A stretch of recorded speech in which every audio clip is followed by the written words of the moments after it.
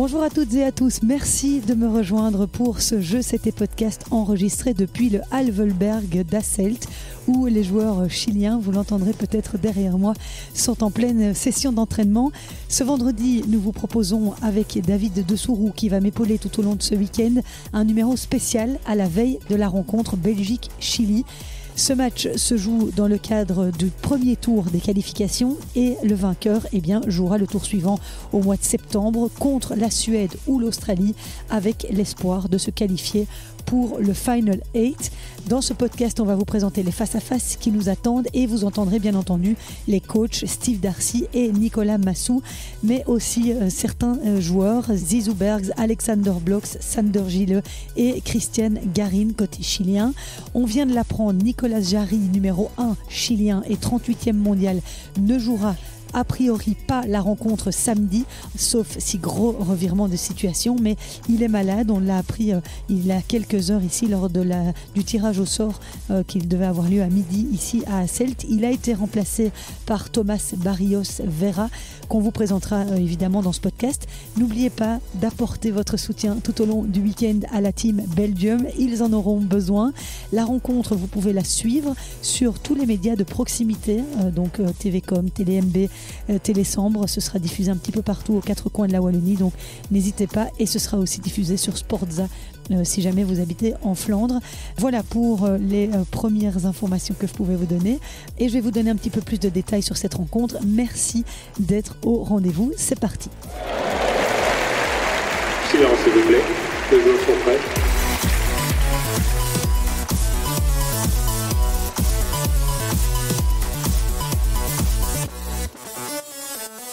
Le tirage au sort vient de se terminer ici à Asselt il y a 1 ou 2 heures et il y avait 2 absents lors de ce rendez-vous officiel. Nicolas Jarry, joueur chilien, 38e mondial, ex-16e et qui endossait le rôle de numéro 1 de cette équipe du Chili. Il est remplacé par Thomas Barrios Vera qui affrontera Zizou Bergs lors du premier match samedi. Et avant de vous parler des joueurs un peu plus en détail, sachez que cette rencontre entre la Belgique et le Chili sera la 5e confrontation entre les deux nations en Coupe Davis, mais la première depuis 1965. À l'époque, les deux équipes s'étaient partagé les victoires, chacune ayant remporté 2 rencontres sur les 4 disputées entre 1955 et 1965. Aujourd'hui, ces deux nations se retrouvent dans un contexte bien différent avec pour objectif une place dans la phase finale de la compétition. Actuellement, la Belgique occupe la 14e place au classement des nations en Coupe Davis, tandis que le Chili pointe à la 16e position. Les deux pays ont connu de belles heures dans la compétition, mais n'ont jamais soulevé le trophée.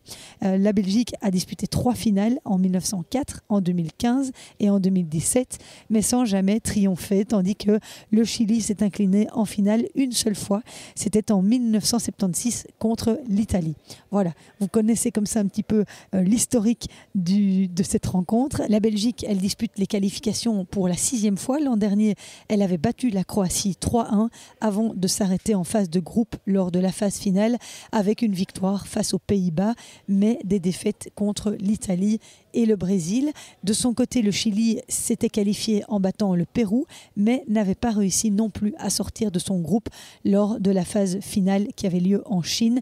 Le Chili s'était incliné contre les États-Unis et l'Allemagne, des gros morceaux, avant de sauver l'honneur face à la Slovaquie.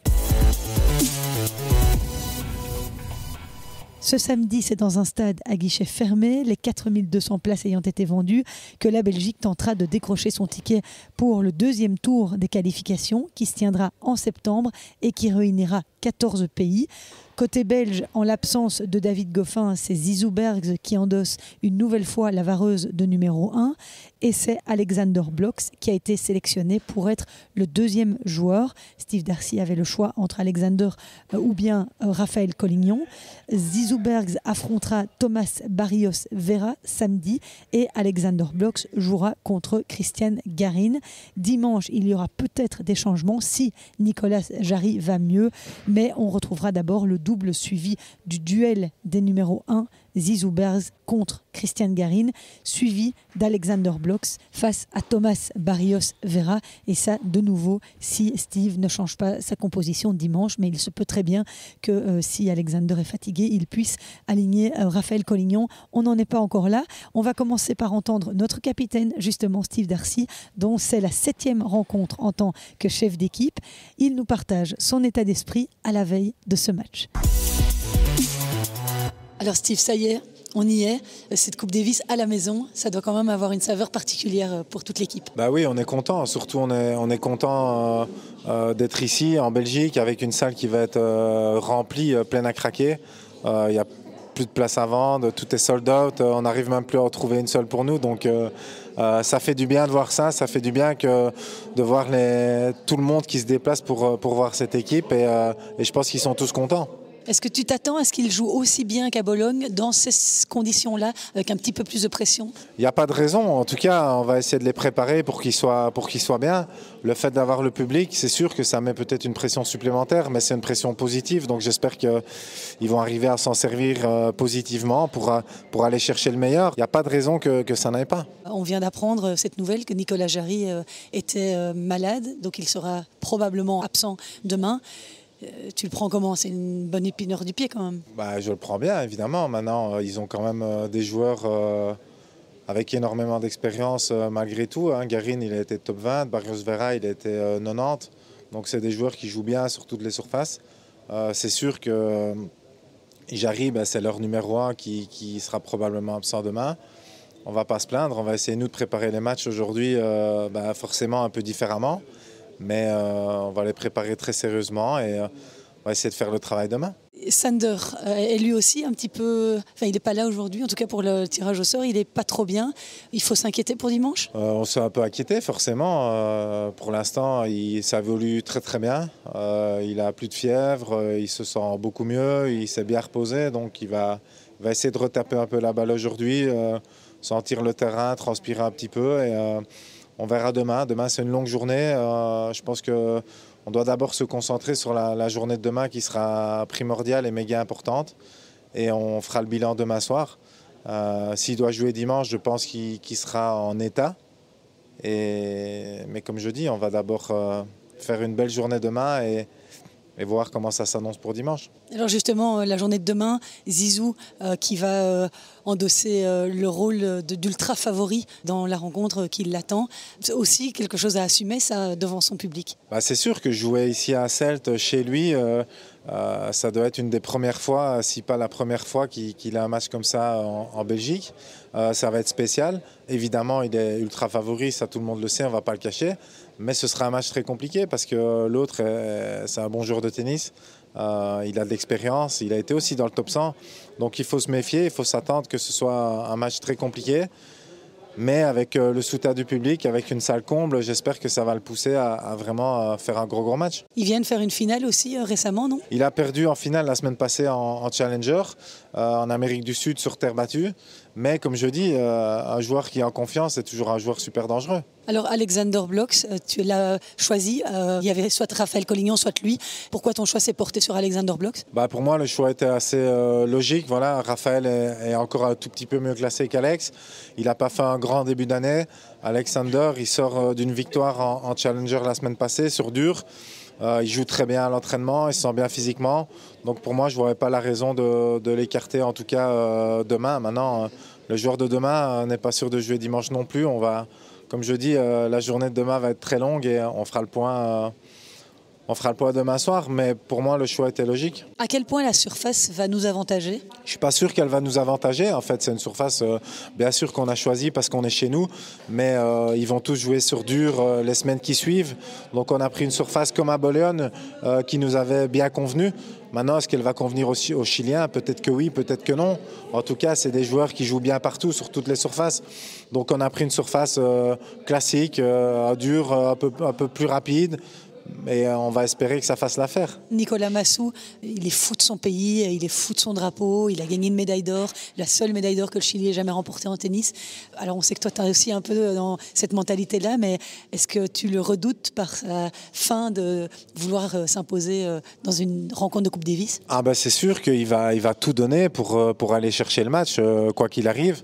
Maintenant, je pense qu'on peut dire la même chose de nous. Je pense qu'on va tout donner aussi. C'est sûr qu'il est à fond derrière son pays, comme nous. C'est sûr qu'il aura envie de bien faire, comme nous. C'est sûr que lui, il a une médaille olympique. Évidemment, pas nous. Mais je pense que ça ne va pas changer grand-chose parce qu'on va tout donner. On aura le public derrière et on va aussi lui montrer que nous aussi, on aime notre pays. Bon, bonne chance, Steve, pour cette première journée. Merci. Indiscutablement titularisé après ses énormes performances en Croatie et à Bologne, Zizou Bergs aborde cette rencontre plein de confiance après un début d'année qui l'a vu atteindre sa première finale sur le circuit ATP à Auckland, 60e mondial, soit son meilleur classement à ce jour. Zizou reste sur une défaite cruelle en 5-7 à l'Open d'Australie, mais il voudra, c'est sûr, mettre la patate pour ce qui constitue sa première rencontre de Coupe Davis en Belgique et en plus, celle-ci se joue dans le Limbourg, sa région d'origine. On va écouter Zizou tout de suite. Alors Zizou, explique-nous un petit peu comment s'est passée cette semaine avec les copains à Celt. Super positif, je trouve. On a Alex en équipe qui est en pleine confiance. On a moi qui joue avec assez confiance et on a Raph qui a commencé un peu avec moins confiance. Mais c'est chouette de voir que voilà, nous trois, on a vraiment poussé l'autre pour vraiment jouer sur notre niveau le meilleur qu'on a. Donc c'est chouette de pousser l'autre. Donc on a vu que voilà, le niveau a augmenté pendant la semaine, tout le monde a bien joué dans l'entraînement, tout le monde sont prêts pour le week-end. Donc c'est bien si on ramène ensemble pour aussi voir que voilà, on augmente le niveau. Comment toi tu t'es remis de cette tournée australienne qui a été quand même très intense, beaucoup de matchs joués, tu es terminé au 5e set en Australie complètement rôti. Comment tu t'es remis de tout ça? Oui, c'était pas facile, je dois dire, ni mentalement, ni physique. Le premier jour que j'étais en Belgique, je me suis dit, oh ouais, ce sera sympa de voir ma copine, mon chien, tout ça.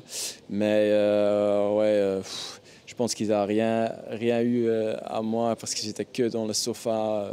Max, que j'ai fait, c'est une petite balade avec le chien. Donc c'était dur aussi. J'ai vu un peu de tennis le premier jour et puis j'ai dit non, je ne peux plus regarder. Ça me fait un peu mal de ne plus être là, mais tout ça, c'est toujours bien pour moi. Comme ça, je sens que j'ai raté quelque chose, même c'était un peu trop dur physiquement, mentalement, tout ça.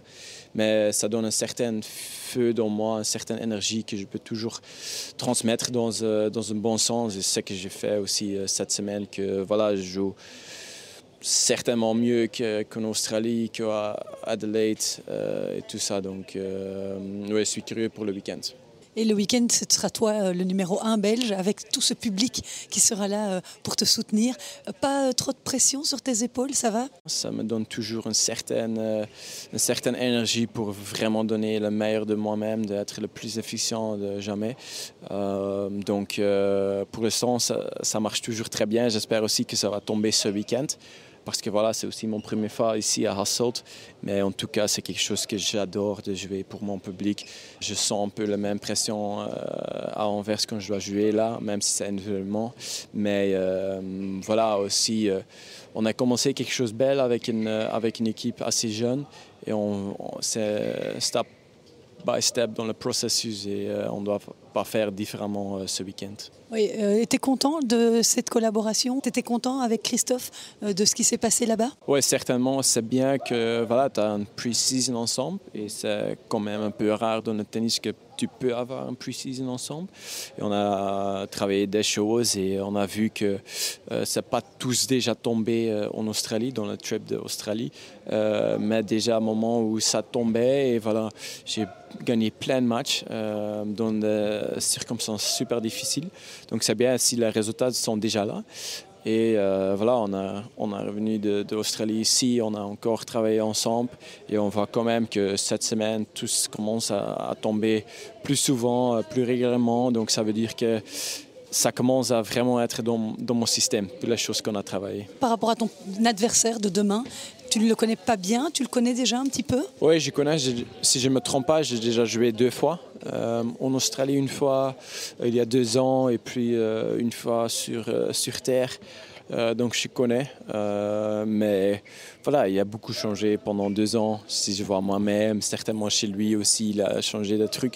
Donc comme d'habitude, c'est entre moi aussi, je prends le jour avant, je vais analyser, scouter un peu mes adversaires, donc je ne vais pas faire différemment. Bon, eh bien écoute, on te souhaite bonne chance, Zizou. Enflamme ce public du mieux que tu peux.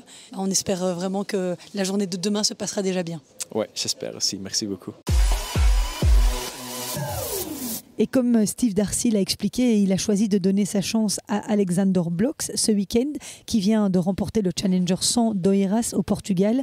Un succès qui lui a permis de rentrer pour la première fois de sa carrière dans le top 150. Il est aujourd'hui 146e mondial.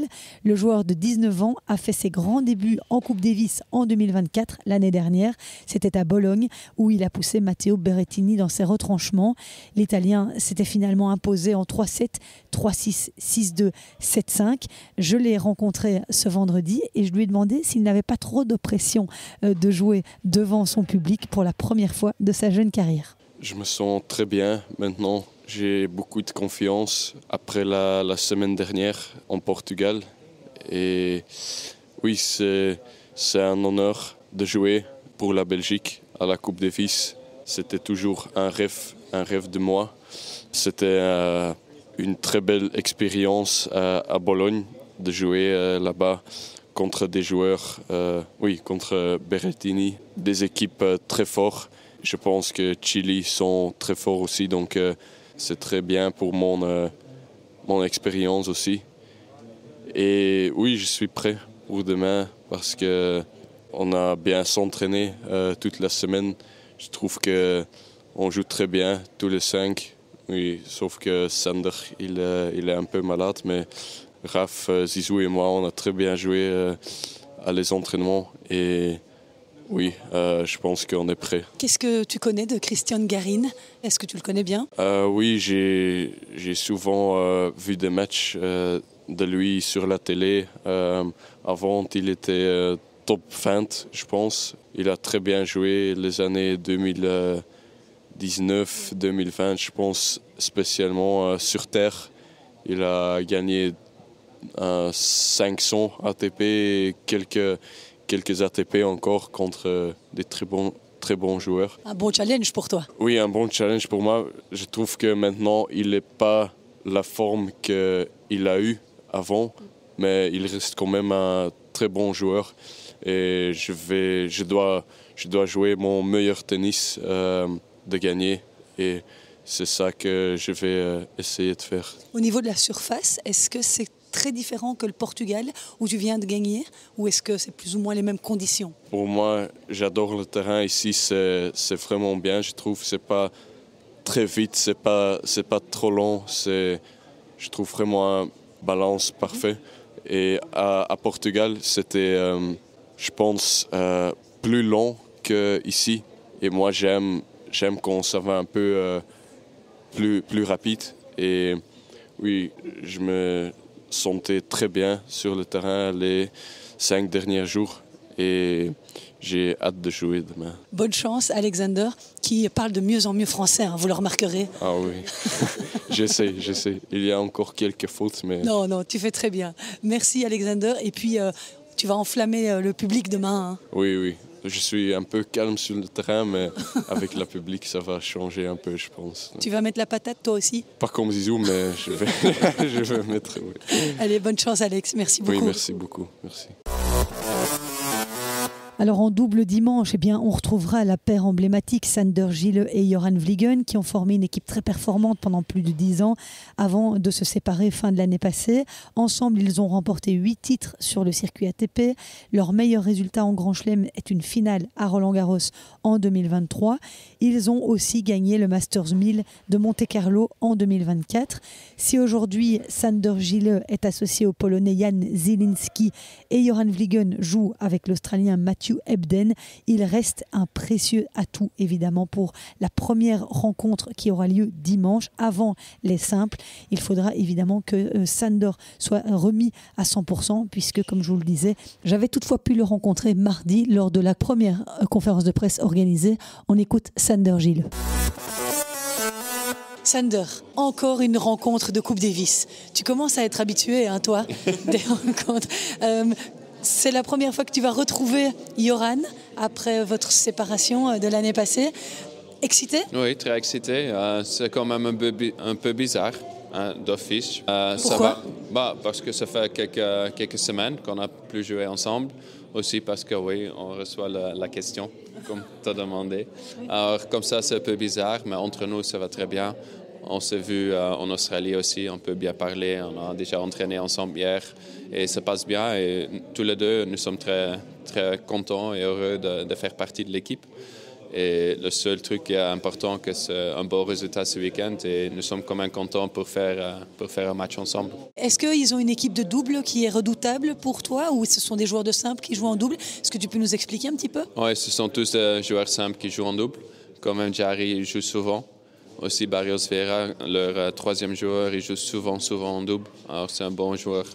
Et je pense, moi, personnellement, je pense que ça sera l'équipe, Jarry et Barrios Vera. Alors comme ça, on verra. Il n'y a pas trop de matchs pour faire un scouting, mais quand même, ce sont de bons joueurs. Et on a joué, Yoran et moi, on a joué contre Jarry à Cincinnati cet été.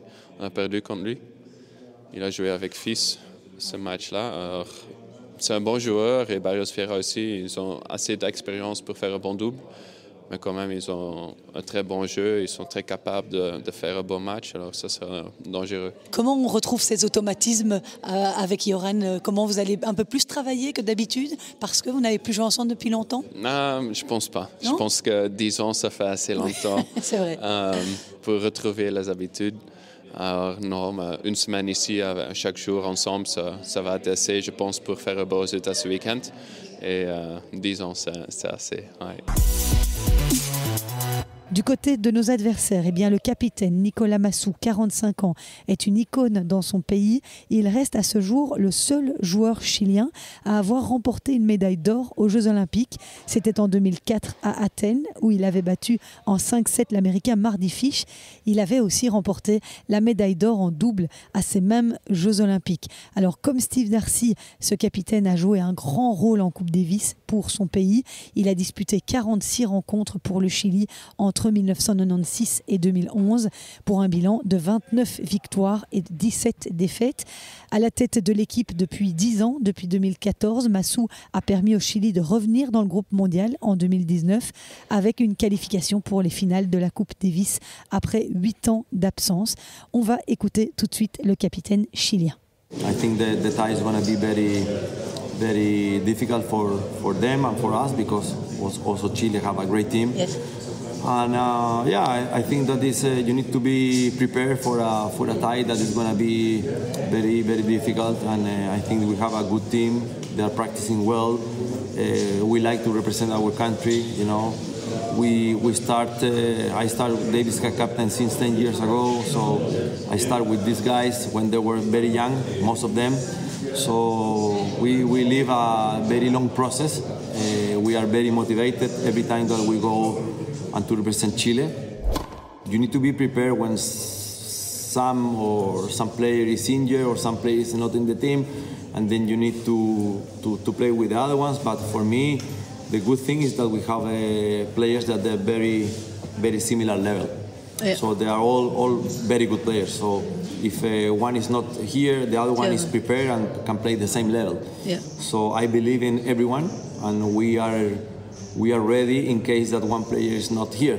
I know that sport is something like this, and I'm ready to play with the guys that are here, and I think that they are incredible players. Et donc, en l'absence d'Alejandro Tabilo, 27e mondial, et de Nicolas Jarry, 38e malade, comme je vous le disais en intro, c'est Thomas Barrios Vera, le 3e joueur chilien, qui montera sur le court samedi face à Zizou Bergs pour la première rencontre. Il est classé 137e mondial, il a été 93e à son meilleur en janvier janvier 2024. Barrios Vera a atteint la semaine dernière la finale du Challenger 100 de Punta del Este en Uruguay. C'était donc sur terre battue où il a été battu par le Colombien Galan.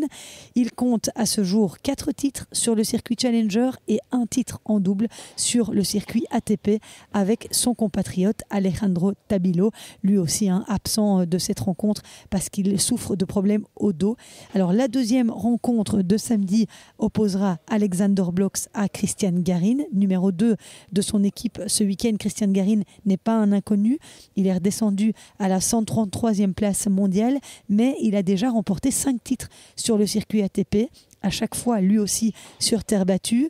Aujourd'hui, âgé de 28 ans, Christian Garin a déjà été 17e mondial en 2021. Il a aussi remporté le tournoi de Roland-Garros chez les juniors en 2013 en battant en finale un certain Sacha Zverev. Cette même année, il devenait le plus jeune Chilien à remporter un match sur le circuit ATP. Il avait 16 ans et 8 mois. En 2022, à Wimbledon, il est aussi devenu le premier Chilien à atteindre les quarts de finale d'un Grand Chelem depuis Fernando González en 2009. Le début de saison de Christian Garin est très bon. Il est sorti des qualifs à l'Open d'Australie et il a battu le Croate Borna Koric au premier tour avant de perdre contre l'Américain Tyler Fritz, 4e mondial et futur demi-finaliste. Un sérieux client donc aussi pour Alexander Blocks qui se testera sur son sol devant son public pour la première fois, je vous le disais tout à l'heure. Je vous propose d'écouter l'interview de Christian Garin que j'ai pu faire tout à l'heure. Well, Christian, here we go. One more day to go, and then you'll be facing Belgium. How did the week go? What are your sensations today? It was a great week. I think we've been here for 8 days, so improving every day. The conditions, of course, outside are a bit cold, but inside are great. The course is amazing. The treatment from the people, it's been so good, and yeah, very happy, enjoying also the food, the city, and yeah, of course, talking about tennis with the team of Chile, we've been working well, improving every day, so I'm just very happy to be representing my country once again. And you will become number 1 of Chile now that Nicolas is not feeling well. What kind of pressure that puts you on your shoulder? To be honest, I didn't expect it, but more than pressure, it's the situations. I think it's the same pressure. Of course, Belgium has great players with great future, but I think it's similar because you have to play against the same players every different days. So it's just change the situation. But about pressure, I think it's the same. You will play against Alexander Blocks. What do you know of him? I know that he's a young player, very aggressive, with great future. Of course, it'll be tough in these courts. The guys that serve well they have a more advantage, but I know that he has a great future. He's playing at home, and of course he'll be motivated by the people, but I have my experience. I've been playing many years Davis Cup. I know how it's going to be. I know that I will give my 100% on court. So just day by day, I'm just thinking in the practice of later, and nothing. I will just try to enjoy. You did a good beginning of the season after season 2024 a little bit complicated. How are you feeling with that beginning of season now? Yeah, last year, as you said, was very complicated in terms of physical. Also, didn't feeling well on court. So yeah, this year I feel very different with new energy, with things more clear in my head. So I just wanna keep going. As I said, day by day. Davis Cup is a very important competition for me, so I will just try to improve here, give my best, and hopefully we win. But if not, I just wanna get out from the tie, calm with myself that I did my best. Well, good luck, Christian. Thank you. Thanks. Et pendant que la Belgique rencontre le Chili ce week-end, eh bien d'autres rencontres battent leur plein aux quatre coins du monde. Voici les autres affiches du week-end. Il y a Norvège, Argentine, Suède, Australie, Canada, Hongrie, Autriche, Finlande, Israël, Allemagne, Japon, Grande-Bretagne, Chine, États-Unis, République tchèque, Corée du Sud, Danemark, Serbie, Suisse, Espagne, Croatie, Slovaquie et France, Brésil. Voilà ce qui est au programme de ce week-end. Et puis je terminerai par vous dire que la Belgique va tenter donc de s'imposer ce week-end à Hasselt, ce qui est plutôt dans ses cordes parce que figurez-vous que ça fait depuis 2016 que notre pays n'a pas perdu à domicile dans une rencontre de Coupe Davis. Et c'est vrai que le fait que ces rencontres puissent de nouveau se jouer sur le territoire belge, eh bien, c'est de bon augure pour les joueurs qui sont généralement transcendés dans ces moments-là. Voilà un petit peu ce que je pouvais vous dire de cette rencontre qui démarrera donc samedi aux alentours de 14h. J'espère que vous serez nombreux à être sur place ou devant votre téléviseur. N'hésitez pas à interagir avec nous ici à Hasselt ou si vous êtes là, de venir nous faire un petit coucou si vous en avez l'occasion. Merci beaucoup d'avoir été au rendez-vous de ce podcast. On se retrouve tout au long du week-end. Je posterai les interviews d'après-match des joueurs sur mes pages Facebook et Instagram. Donc ne manquez pas ça. Et puis je vous dis à samedi et go, go, go Belgium. Ciao, ciao.